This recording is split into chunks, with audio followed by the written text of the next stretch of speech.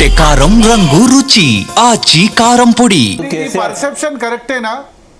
ఏంటంటే మేము తప్పు చేసామనకుండా ప్రజలు తప్పు చేశారని ప్రతిపక్ష పార్టీ అనుకోవడం కరెక్టేనా? నేనేమంటా అంటే ఇప్పుడు మీరు అన్నారు యూత్ వెళ్ళి వాళ్ళ తల్లిదండ్రులను కన్విన్స్ చేశారు. ఎక్కడ యూత్ కోపం వచ్చింది? యాక్సెసిబిలిటీ లేకపోవడం, ఆరోగెన్సీ, ఎమ్మెల్యేల పనితీరు సరిగ్గా లేకపోవడం, ఇవన్నిట్లో తప్పులు ఒప్పుకోకుండా మేము తప్పు చేయలేదు ప్రజలు తప్పు చేశారంటే కరెక్ట్ లేదు.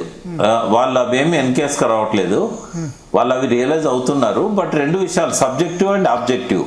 అంటే రైతుల విషయంలో రైతులకు చేయాల్సింది ఇంకేమన్నా మిగిలిపోయిందా, రైతులకు ఏమన్నా తక్కువ చేశాడా?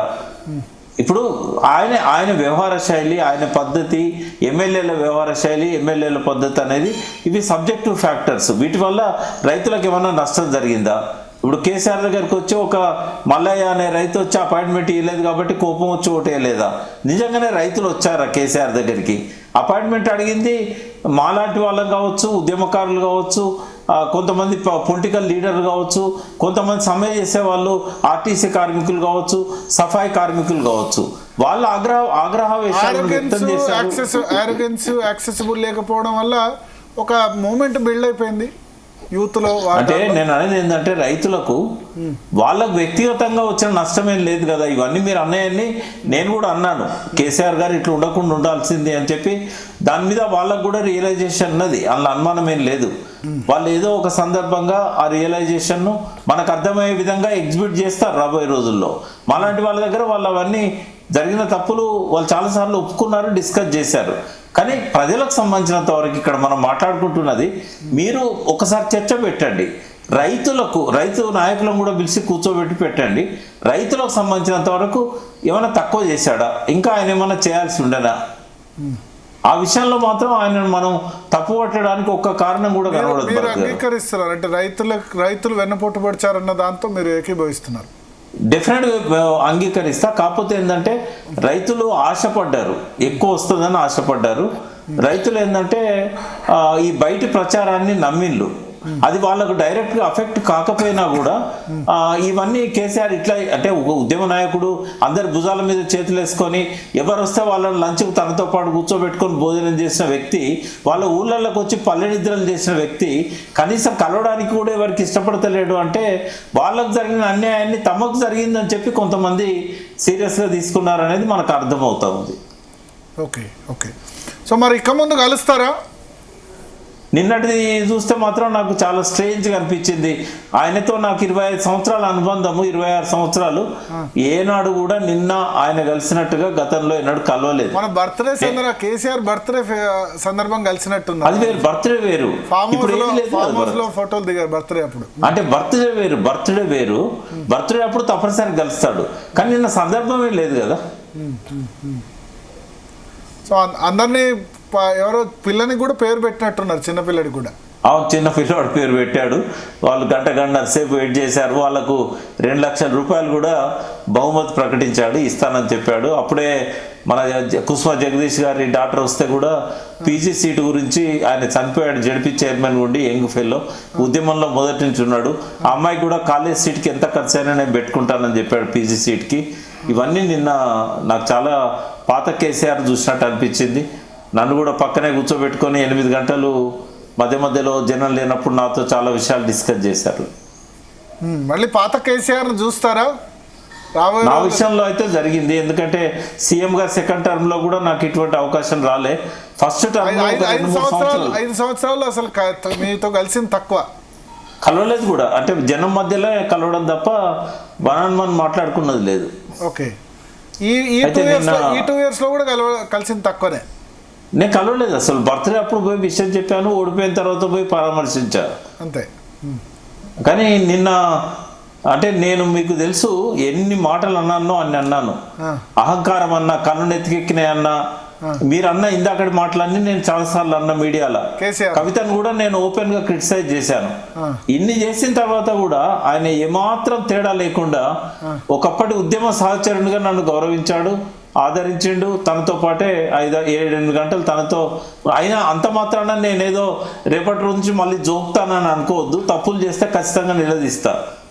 అంటే ఇప్పుడు కేసీఆర్ ఏంటంటే అసలు తిండి పెట్టడు, పెడితే మాత్రం ఫుల్ మీల్స్ కడుపు నిండా పెడతాడు అన్నట్టు. ఇప్పుడు మీద 5 సంవత్సరాల కలిపిన అపాయింట్మెంట్ అంతా కలిసి ఇప్పుడు నిన్న 8 గంటలు కూర్చోబెట్టాడు. భరత్ గారు, నేను న్యూ ఇయర్ సందర్భంగా మీకు అందరికి విషయం చెప్తూ ప్రేక్షకులకు కూడా ఒక 3 అనౌన్స్మెంట్స్ మీ ఛానల్ ద్వారా చేయాలనుకున్నా. ఒకటి, తెలంగాణ అస్తిత్వ వేదిక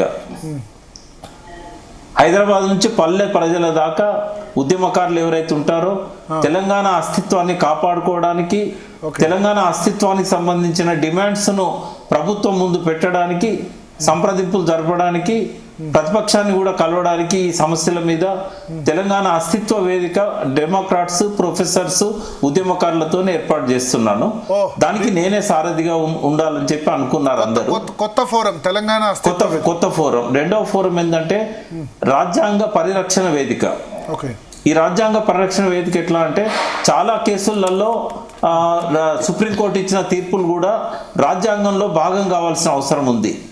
తర్వాత ఏవైతే గ్రే ఏరియాలు ఉన్నాయో, అనాథ పిల్లలది కావచ్చు, ఇంకోరిది కావచ్చు, చనిపోవడానికి సిద్ధపడ్డ హాస్పైస్ కేర్ అంటే మరణానికి సిద్ధంగా ఉన్న వాళ్ళ హక్కుల గురించి కానీ, రైట్ టు లైఫ్ అనే ఏదైతే కాన్స్టిట్యూషన్ చెప్పిందో దాన్ని అమలు చేయడానికి కానీ, నల్సార్ శ్రీధర్ ఉండే కదా central information commissioner, Madapu Sridhar, వారి అధ్యక్షతన వారి చైర్మన్గా రాజ్యాంగ పరిరక్షణ వేదిక. మూడవది ఏంటంటే ప్రకృతి పరిరక్షణ వేదిక.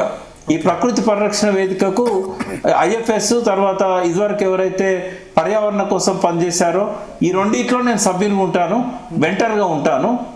ఈ మూడింటి విషయంలో నేను రేవంత్ రెడ్డి గారినైనా కేసీఆర్ గారినైనా ఎవరినైనా కలిసి ప్రజల పక్షాన ఈ డిమాండ్స్ చేయడం కావచ్చు, ఎక్కడైనా హాని జరిగితే వాటి కోసం నిలబడడం కావచ్చు. అంటే నేను ఏ పక్షానికి ఉండను, నేను ప్రకృతి కోసం ఉంటా, నేను రాజ్యాంగాని కోసం ఉంటా, నేను తెలంగాణ అస్తిత్వ వేదిక పెట్టి అస్తిత్వం కోసం నేను పనిచేస్తాను మళ్ళొక్కసారి. ఎందుకంటే నిన్న కేసీఆర్ను కలిసిన వీడియోలు వైరల్ అయ్యి నేనేదో మళ్ళీ అటువైపు పోతున్నా అనే ఒక తప్పుడు సంకేతం వచ్చింది. అందుకని నేను మీ ద్వారా ఫోరం పెట్టడానికంటే ముందే మేము అనౌన్స్ చేస్తున్నాను. So congratulations. 3 ఫోరమ్స్ మా వేదికగా అనౌన్స్ చేయడం డెఫినెట్గా మీరు ఈ 3 ఇష్యూస్ చాలా ఇంపార్టెంట్ ఇష్యూస్ టేకప్ చేశారు. తెలంగాణ అస్తిత్వ వేదిక డెఫినెట్గా ఉండాలి.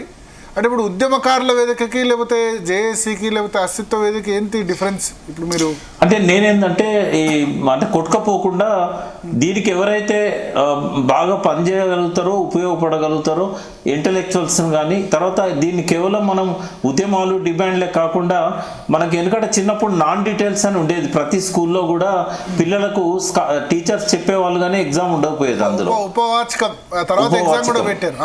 అయితే ఈ అన్నిటి మీద కూడా ఉపవాచకాలు తయారు చేసి ఈ లక్షలాది పిల్లలకు ఒక ఎడ్యుకేషన్ ఇవ్వాలి. వీటి మీద మనకు రాజ్యాంగ హక్కులను తెలుసుకునే అవకాశమే లేదు. ఏ చిన్నప్పుడు ఏదో 10th క్లాస్ లోపల రాజ్యాంగం గురించి ఒక 2 పేజీలు చదువుకుంటాం కానీ మన హక్కులేదో తెలియదు, ఓటు ఎందుకు వేయాలనో తెలియదు. ఇవన్నీ కూడా ఈ జనరేషన్కి అలవాటు చేయాలి. అట్లాగే ప్రకృతిని పరిరక్షించుకుంటేనే మనం పరిరక్షించబడతాము, మనం జీవించగలుగుతాము. ప్రకృతిని నాశనం చేస్తే మనం నాశనం అవుతామనే విషయాలను కూడా విద్యార్థి దశ నుంచే మనం తెలియజేయాల్సిన అవసరం ఉంది. అట్లాగే ఈ 3వది అస్తిత్వ వేదికకు సంబంధించి కూడా తెలంగాణ ఎందుకోసం తెచ్చుకున్నాం, అందులో మిగిలిపోయిన లక్ష్యాలు ఏంటి అనే విషయాల మీద కూడా యూత్కి ఒక ఎడ్యుకేషన్ ఇవ్వాలి అనేది. అంటే ఇది ఎడ్యుకేటివ్గా ఉంటుంది. అదేవిధంగా ప్రభుత్వాలకు, ప్రతిపక్షాలకు దీని గురించి అవగాహన ఇచ్చే విధంగా ఉంటుంది. ఏదో రోడ్ల మీద పడి ధర్నాలు చేసి ఈ ఉద్యమ సంస్థల్లాగా మేము చేయము. బట్ జేఏసీలు మాత్రం మీరు అన్నట్టు ఉద్యమాలు చేస్తాయి. కాబట్టి డిఫరెన్స్ అనేది ఈ మాత్రం ఉంటుంది. ఇది ఉద్యమాలు చేసే వాళ్ళకు ఒక మెంటర్షిప్ లాగా పనికొస్తుంది, గైడెన్స్ లాగా పనికొస్తుంది. అన్ని పార్టీల నేతల్ని కలుస్తారు దీనిలో భాగంగా. అవసరం. ఎందుకంటే అసెంబ్లీలో ప్రతిపక్షాలు నిలదీస్తేనే కదా ప్రభుత్వం చేసేది. ఇంకోటి ప్రభుత్వం అవసరమైతే రేవంత్ రెడ్డి కూడా కలుస్తారా ఈ ఇష్యూస్ మీద? కలవాలి కదా, కలవకపోతే ఎట్లయితుంది? అందుకే నేను అనేది ఏంటంటే సంత్ సమాజ్ అని అంటాడు రాజేందర్ సింగ్. అంటే సర్కార్, సంత్ అండ్ సమాజ్. సంత్ అంటే NGOలు, మీడియా అందరూ కూడా సంత్ లాగా పనిచేసేవాళ్ళు. సమాజ్ అంటే ప్రజలు, ఇతర ప్రజలు. సర్కార్ సర్కార్, సంత్ అండ్ సమాజ్, ఈ ముగ్గురిని వెంట పెట్టుకుంటేనే జరుగుతుంది. Okay okay. సో మీ మీడియా సహకారం చాలా అవసరం. తప్పకుండా మీ యాక్టివిటీస్ ఏదైనా డెఫినెట్గా విల్ కవర్ ఇట్. సో ఒకటి, ఇప్పుడు నిన్న మీరు ఒక మాట అన్నారు, కేసీఆర్ కలిసారు కాబట్టి విమర్శించకుండా ఉండను, సందర్భం వచ్చినప్పుడు డెఫినెట్గా విమర్శిస్తా అన్నారు. ఇంకా ఎటువంటి ఇష్యూస్లో బీఆర్ఎస్, ఇప్పుడు కొత్త సంవత్సరం కాబట్టి బీఆర్ఎస్ ఏ విషయాల్లో ఇంప్రూవ్ కావాల్సి ఉంది మీ ఉద్దేశంలో? నిర్మాణ పరంగా చాలా ఇంప్రూవ్ కావాల్సిన అవసరం ఉన్నది. రెండవది, వాగ్దాటిని అదుపులో పెట్టుకోవాల్సిన అవసరం కూడా ఉంది. వాగ్దాటిని భాషను, ఎందుకంటే సరే రేవంత్ రెడ్డి 90% పోవచ్చు, వీళ్ళు 10% పోవచ్చు, కానీ అవకాశం ఇవ్వకూడదు కదా. కాబట్టి భాష విషయంలో, తర్వాత కొన్ని ప్రజలకు సంబంధించిన ఇష్యూస్ కేటీఆర్ కదా అందరికి వర్తిస్తుంది. నేను అనేది ఏంటంటే అది కేటీఆర్ అయినా హరీష్ రావు అయినా మాట జారకూడదు అనేది నేను కేసీఆర్ గారికి కూడా చెప్తున్నాను. నేను మాట జారడం మంచిది కాదు అని. మరి గతంలో చాలాసార్లు జారారు కదా కేసీఆర్ ఉద్యమ సమయంలో. అంటే ఇప్పుడు 9.5 సంవత్సరాలు ముఖ్యమంత్రి ఉన్న తర్వాత ఇంకా మనము మాట జారే పరిస్థితి రాకూడదు అనేది నా ఉద్దేశం. ఆవేశానికి గురి కావద్దు. అవతల వ్యక్తి ఇష్టం వచ్చినట్టు మాట్లాడుతున్నాడు కాబట్టి నేను మాట్లాడతా అనేది కరెక్ట్ కాదు. అంటే జనరల్ కేసీఆర్ వైఖరి ఎట్లుంటుందంటే ముళ్ళుతో తీయాలనే మనస్తత్వం. కానీ ఈ భాషా సంస్కారం విషయంలో మాత్రం ఆయన కట్టుబడి ఉంటాడు ఎప్పుడో ఒకసారి తప్ప. భాష కేసీఆర్ కదా, అంటే అప్పుడు ఉద్యమం కోసం ఏంటంటే ఒక పరిమితమైన లెవెల్లో భాషను వాడాడు. ఆయన తెలియక వాడలేదు, కావాలని వాడాడు, అది వేరు. ఇప్పుడు ఏంటంటే ఏ సందర్భంలో వాడినట్టే కదా, చవటలు, దద్దమ్మలు, సన్నాసులు, అంటే అవి ఏంటంటే జనరల్ గా బూతులు కాదు, బూతులు కాదు, రెచ్చగొట్టడానికి వాడిన భాష. మీకు ఇప్పుడు ఒక బ్రాహ్మణ సమాజం గురించి ఒక రోజు ఒక విచిత్రం జరిగింది. ఆయన ఒక యజ్ఞం చేశారు. యజ్ఞం చేసేటప్పుడు నేను వెళ్ళాను అక్కడికి. వెళ్ళినాక నేను ఒక తమాషా చేస్తా చూడు అన్నాడు. అంటే ఏంటిది ఆ తమాషా అంటే, ప్రెస్ వాళ్ళు వచ్చారా అంటే వచ్చారు, అంటే నువ్వు కూడా వాళ్ళతో పాటు విందువు కానీ అన్నాడు.